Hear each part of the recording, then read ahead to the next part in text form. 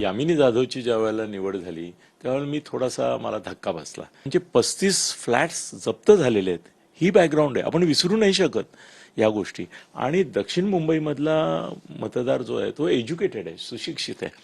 त्याला या गोष्टींचं वाईट वाटू शकतं की तुम्ही असा कसा उमेदवार दिलात. पण एकच आहे की तिथे गुजराती मतदार फार मोठ्या प्रमाणावर आहे आणि तो भारतीय जनता पक्षाचा लॉयल मतदार आहे.